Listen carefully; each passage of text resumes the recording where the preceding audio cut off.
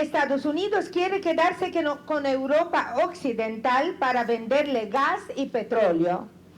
Y Europa del Este volvería a la influencia rusa. Esta es la división que se arrojó posteriormente a la Segunda Guerra Mundial. Y nuestra Palestina está resistiendo frente a todos esos cambios y embates. Palestina es nuestra causa central y seguirá siendo. Vamos a definir la guerra desatada contra Palestina y el Líbano, pues se trata de una guerra colonial e Israel es parte integral de los intereses de Occidente, Estados Unidos y Europa. 2, es una guerra estadounidense que se realiza a través de Israel. Estados Unidos quiere lograr un Oriente Medio que lo edifique sobre las ruinas de los estados árabes, que se formaron por los acuerdos de Sykes-Picot, y rediseñar la región de una manera que justifique y dé pie al judaísmo extremista racista del Estado de Israel. 3, ya es hora de entender de una vez ya que no existe un Estado palestino en el territorio de Palestina en el diccionario o la mente sionista y estadounidense. Y los palestinos no tienen más opciones que la muerte, exterminados, humillados o desplazados. Netanyahu lo dijo claro, o muertos o desplazados a territorios de Arabia Saudita, Egipto, Jordania, donde les dé la gana, pero fuera de su tierra.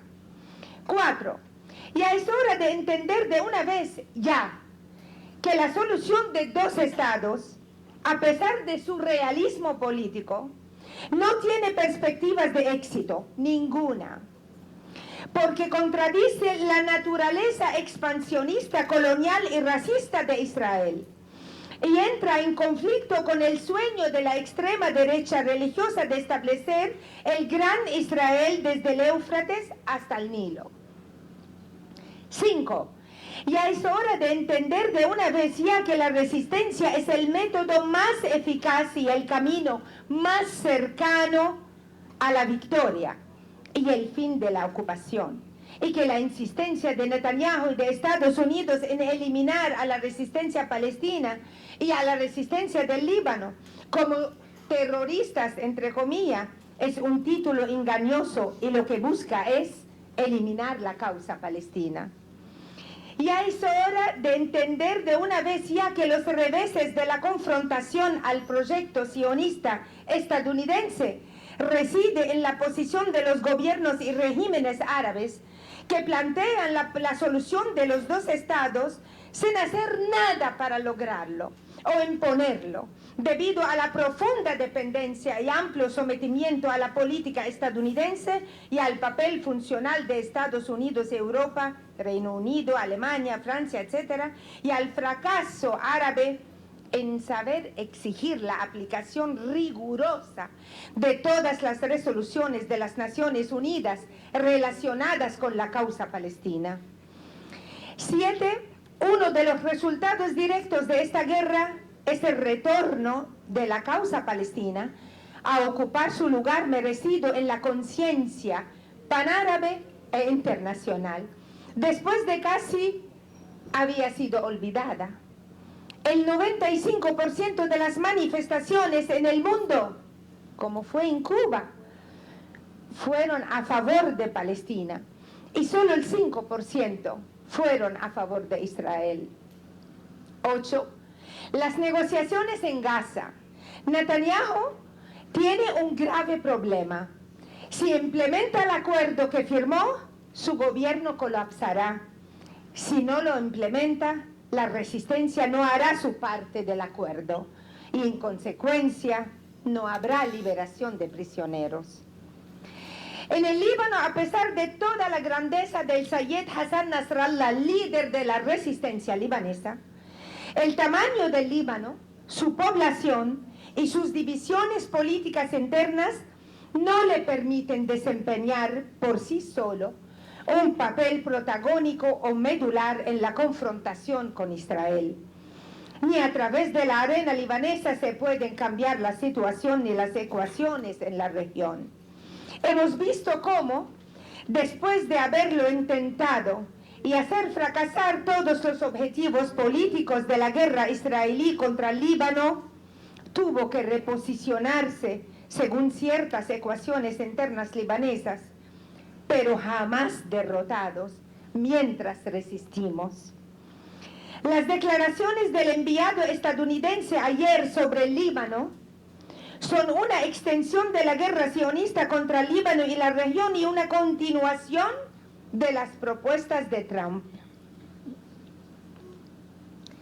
Las declaraciones de este enviado, se llama Stevie Witkoff, sobre el Líbano y su llamado a desarmar la resistencia y vincular o condicionar la ayuda para la reconstrucción que se destruyó con sus propias armas de la guerra sionista contra el Líbano, más bien es una afirmación del papel de la administración estadounidense en esa guerra, así como su papel en la guerra contra Gaza y en los ataques israelíes contra Siria y los acontecimientos extremadamente brutales y sangrientos que los acompañaron, sin mencionar la agresión directa contra Yemen.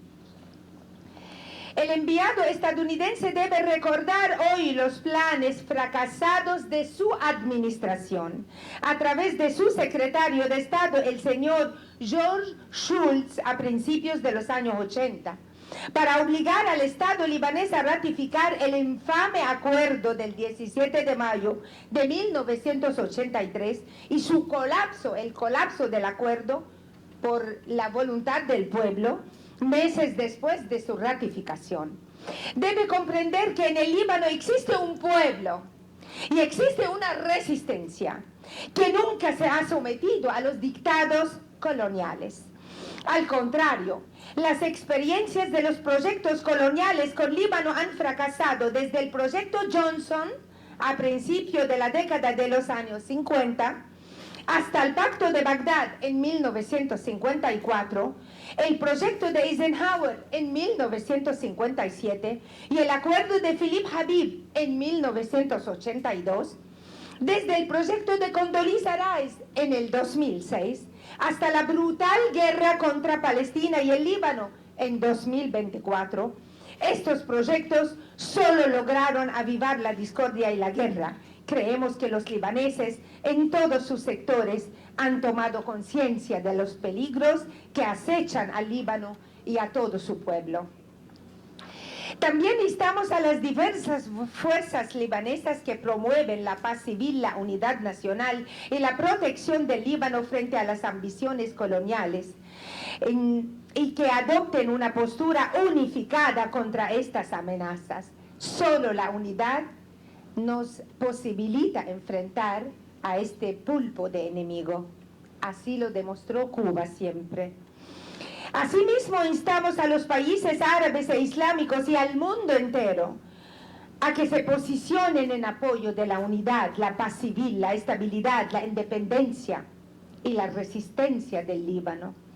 La guerra global que ha convertido en su teatro nuestra región desde Palestina hasta el Líbano, Yemen y Siria, llegando a la República Islámica de Irán, no se contentará con estos países, sino que planea atacar a todos los países árabes que influyen en la vida y la estabilidad de la región, lo que también requiere a cambio un movimiento árabe internacional a nivel popular y oficial contra estas políticas que no pueden separarse de las políticas de desplazamiento del pueblo de Gaza de su país, de las que Trump se vio obligado a retirarse ante una posición árabe unificada al respecto.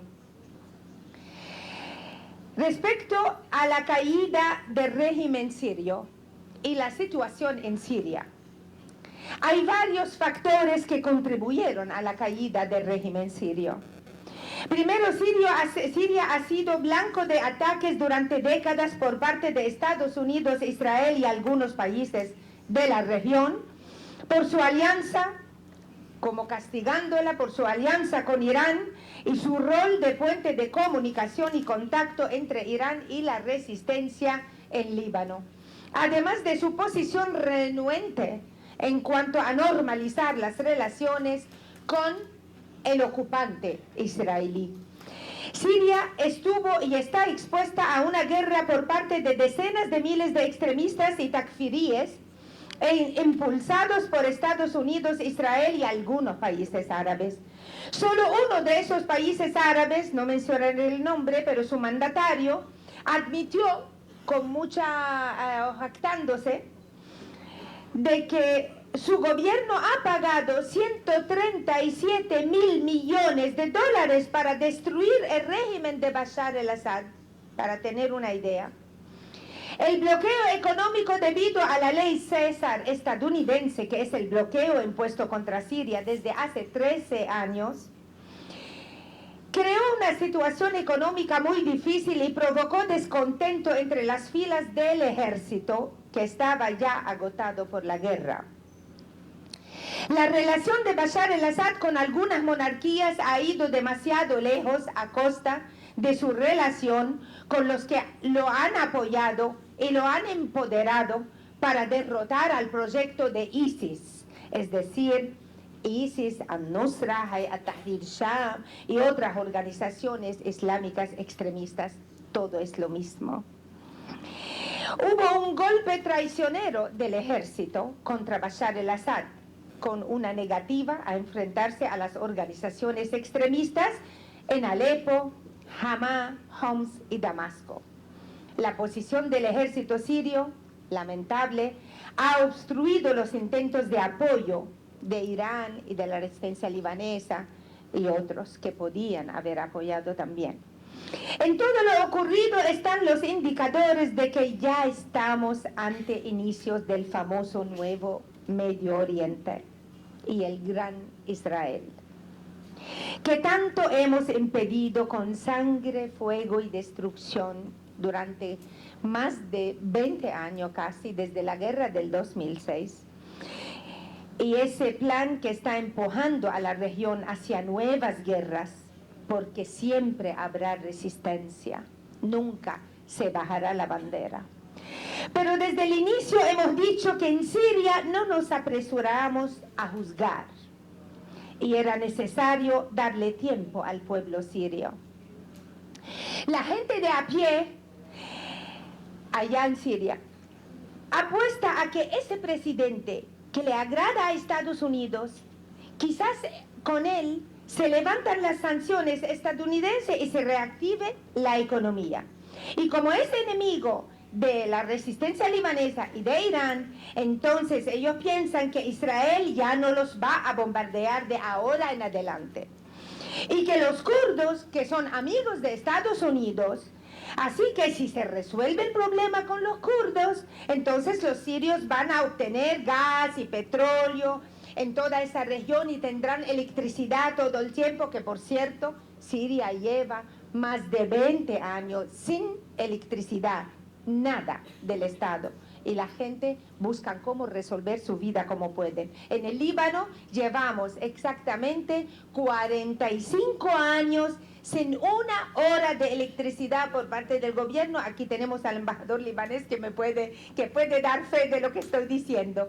No tenemos electricidad, no tenemos ese servicio y entonces el pueblo busca la forma cómo resolver este problema a lo largo de 45 años. Y que ellos piensan de esa manera la inflación disminuirá y la agresión israelí cesará. Hoy, después de 100 días del nuevo gobierno, la gente común en Siria, de a pie, está convencida que los israelíes no se detendrán ni con amigo ni con enemigo. Y que su objetivo, a pesar de que el presidente sirio interino dijo, no tengo problema con Israel, no quiero la guerra con Israel. Pero Israel le importa 3 bledos, si él quiere o no quiere, porque tiene su propio plan. Entonces, y ya están convencidos de que los israelíes no se detendrán y que su objetivo es subyugar a Siria y arrebatarle los altos del Golán y las gobernaciones que quieren anexar a Israel. El comentario importante que corre hoy en los medios sobre las masacres contra civiles, se habla de terroristas. Los terroristas están matando a civiles. Allí no hay dos que discutan eso. Y los medios occidentales no han podido dejar de reconocer que se trata de eso. Y si los estadounidenses no levantan las sanciones, especialmente las relacionadas con las transacciones con Egipto, nadie puede hacer nada más que proporcionar lamentos y analgésicos al pueblo sirio. Bueno, hay un país árabe que afirmó que él va a apoyar al pueblo sirio ahora, después de una revolución que ganó, no sé, esta revolución, porque allí no hubo revolución, no hubo confrontación, hubo una entrega de lo más elegante.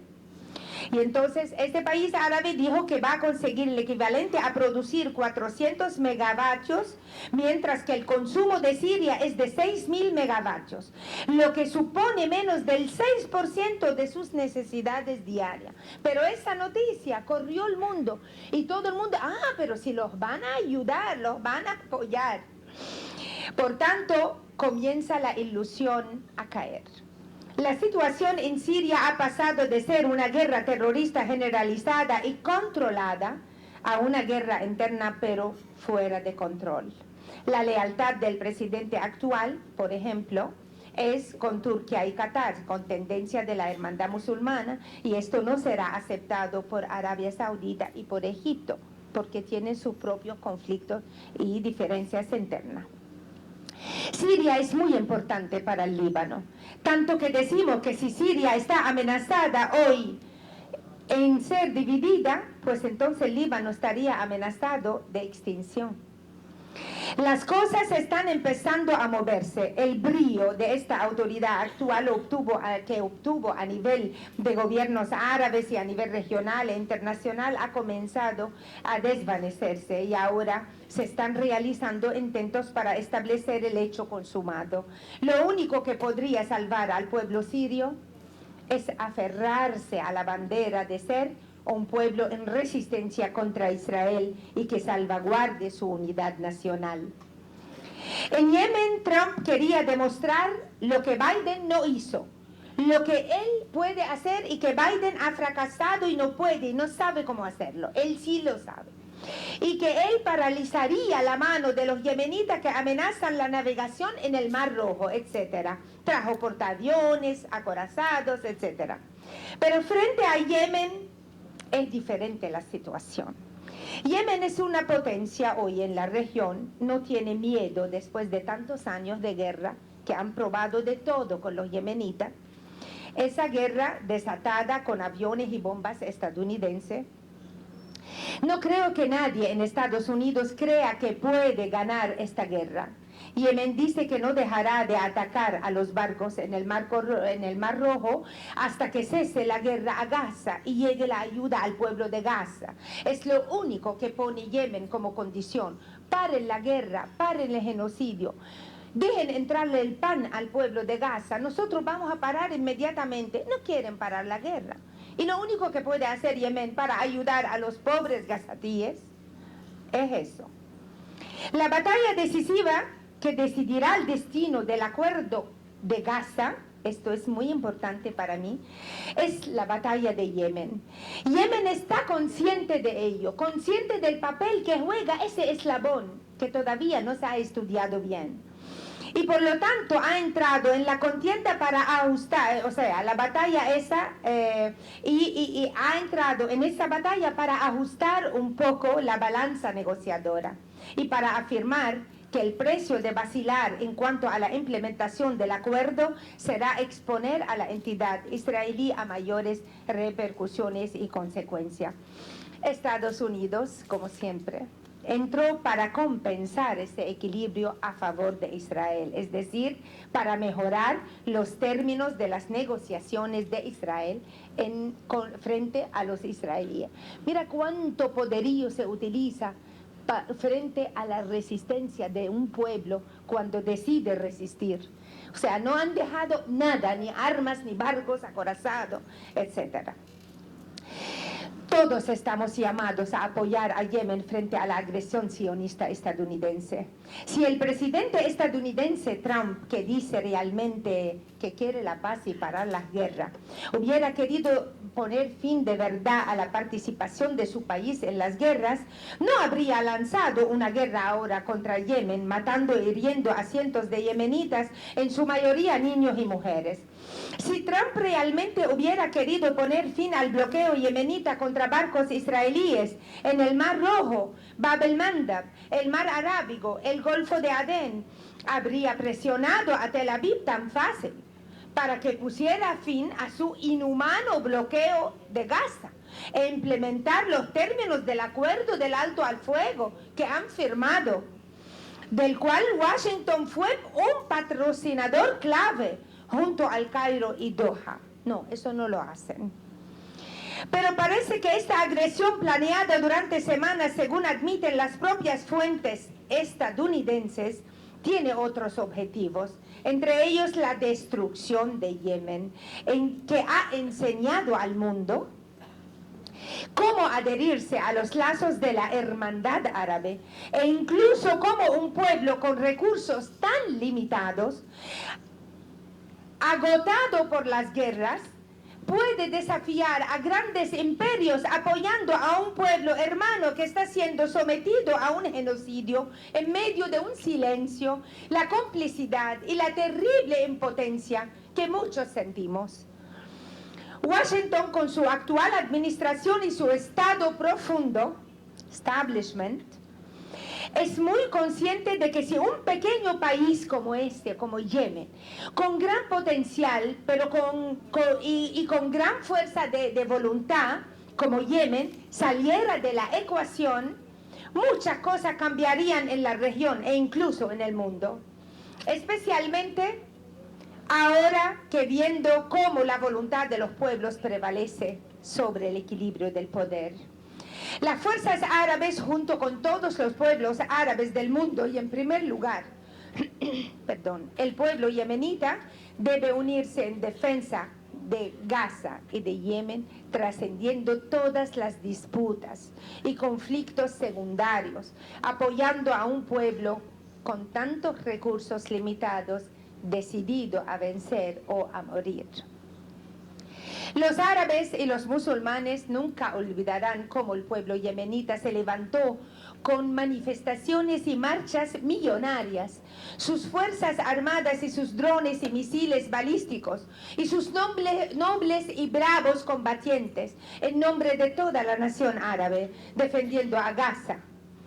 Por lo tanto, era natural que las organizaciones palestinas fueran los primeros en condenar esta agresión estadounidense contra el Yemen y afirmar la unidad de la nación y sus fuerzas de resistencia con Yemen y sus dirigentes hasta que se detenga esta renovada agresión contra un pueblo arraigado en la resistencia al enemigo. Sobre la propaganda dirigida y las políticas de censura, Estados Unidos, Israel, Europa y algunos canales árabes y libaneses, lamentablemente, cuentan con un enorme ejército de medios israelíes que apoyan sus narrativas.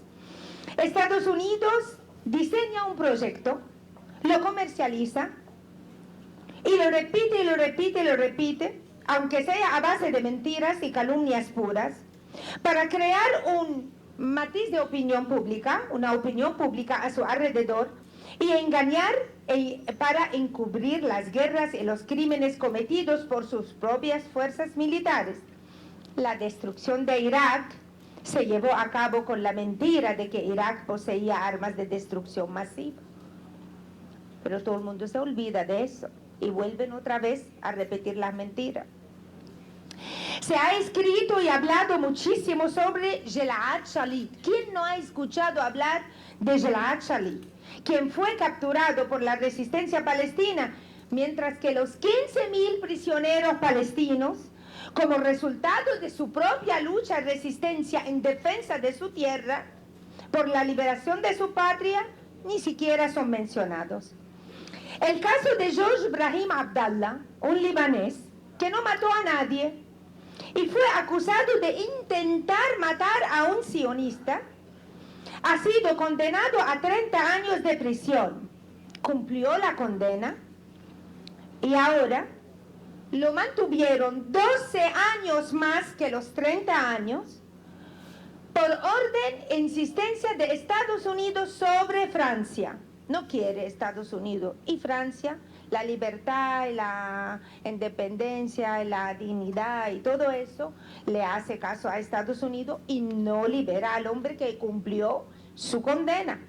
Los medios estadounidenses afiliados al ámbito político defienden a Netanyahu y a Gallant y no encuentran razón de juzgarlos, aunque han matado a 60.000 personas, incluidos 20.000 niños en Gaza. No pasó nada, muy fácil eso, número.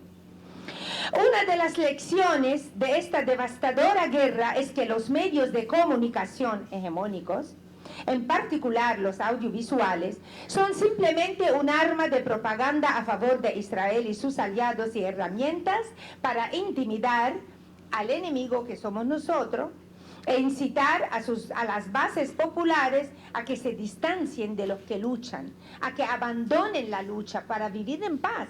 Ellos solo bombardean a los que apoyan a los combatientes. Si dejas de hacerlo, no te vamos a bombardear, le dicen. Es decir, una herramienta para matar, liquidar y destruir. Y después de estas últimas guerras nos dimos cuenta que aún no somos plenamente conscientes de la capacidad tecnológica inmensa del enemigo, de cómo explota todos los medios visuales con fines militares.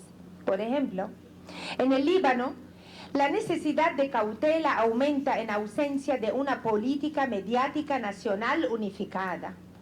Y en vista de la debilidad del frente mediático, que apoya a la resistencia salvo algunas excepciones, por varias razones, hay una campaña sin precedente para desmantelar todos los medios de comunicación que apoyan a la resistencia. Sean pocos o más, no importa, mediante ataques cibernéticos y hacking. Ese es el pan de todos los días, combatir los intentos de hacking de nuestras plataformas, etcétera, destruyendo incluso nuestras sedes y asesinando a nuestros colegas corresponsales en el terreno de sus coberturas y en sus residencias. En cambio, los medios de comunicación compiten por adoptar la narrativa israelí e estadounidense. Se trata de convertirnos en medios de comunicación para estado de emergencia. Es más, para estado de guerra, aunque no haya guerra.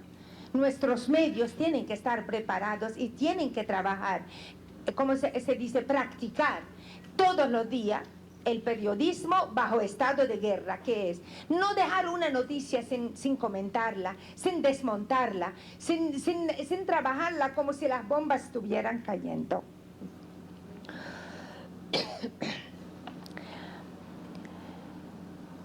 Y hay que luchar contra las divisiones internas políticas. Esas divisiones que empiezan a la ligera.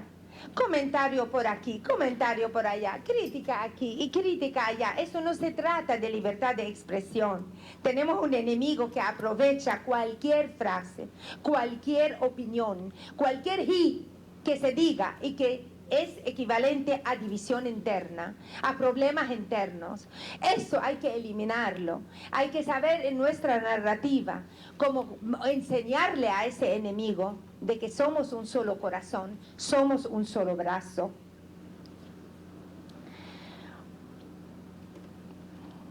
La prioridad, por tanto, consiste Sí, no, esto es importantísimo, no puedo dejar de decirlo. Pensaba resumir, pero esto quiero decir que nos comen la cabeza con las expresiones, libertad de expresión. Hay que tener libertad de expresión. Claro que somos los mártires de la libertad de expresión. Estamos pagando sangre por la libertad de expresión. Pero esa libertad de expresión, cuando es pagada, financiada por el enemigo nuestro, ¿qué significa? Es una libertad de... ¿Cómo pueden mezclar el término libertad con el término de financiamiento de un país enemigo que nos bloquea, que nos bombardea, que nos manda armas, que nos manda planes? Eso no es libertad de expresión. Y por experiencia bien dura lo decimos. La prioridad, por tanto, consiste en inculcar una cultura mediática entre las fuerzas sociales implicadas en la resistencia popular. Esta cultura implica un conjunto de prácticas operativas y construir una base que nos permita contrarrestar las campañas mediáticas a gran escala. Se precisa un cambio en la mentalidad a la hora de abordar cualquier material mediático. El celular inteligente se ha vuelto más cercano a las personas que la vena yugular. La cultura visual y la comunicación electrónica se han convertido en un modus vivendi. En el contexto mediático, pero ojo, hay nuevas generaciones que han sido criadas por medios mercenarios. Tenemos doble lucha, con el enemigo y con nuestras futuras generaciones. Enseñarle por dónde va el camino y qué es la verdad. Hablar su propio lenguaje y tratar de alarlos a nuestra palestra. Sobre la resistencia mediática y el papel de los medios como frentes claves en la guerra y sus consecuencias, nosotros, todos nuestros medios, resisten frente a la política agresiva, la escasez de recursos y el bloqueo, y aún así estamos enfrascados en la batalla de ideas, en resistencia frente a la avalancha del periodismo cursi y de morbo, y están presentes en todo terreno. Telesur, nuestra estrella en este continente, y mucho antes, Prensa Latina, Cuba Debate. Hay otros como el canal Almayadina, ya tan lejos detrás de los mares y los océanos. Ha sido un ejemplo también de resistencia en la guerra como en la paz. Ha ofrecido mártires en ese campo y no se avergüenza de su parcialidad para con la causa palestina, para con las revoluciones legítimas de los pueblos del mundo. Todas las causas árabes legítimas y todas las causas de los pueblos en libertad y dignidad, sin mentir ni engañar. Vale la pena luchar porque tenemos patria. Este es un espacio en el que nos encontramos todos también para luchar, escucharnos, sensibilizarnos unos con los otros en nuestras causas. Gracias, patria. Gracias, Cuba, por sentir suyo el dolor de mi pueblo. Hasta luego, queridos, eternamente con Cuba y con patria, la patria de Martí, la patria de Fidel, la patria de Raúl y de Díaz-Canel. Muchísimas gracias.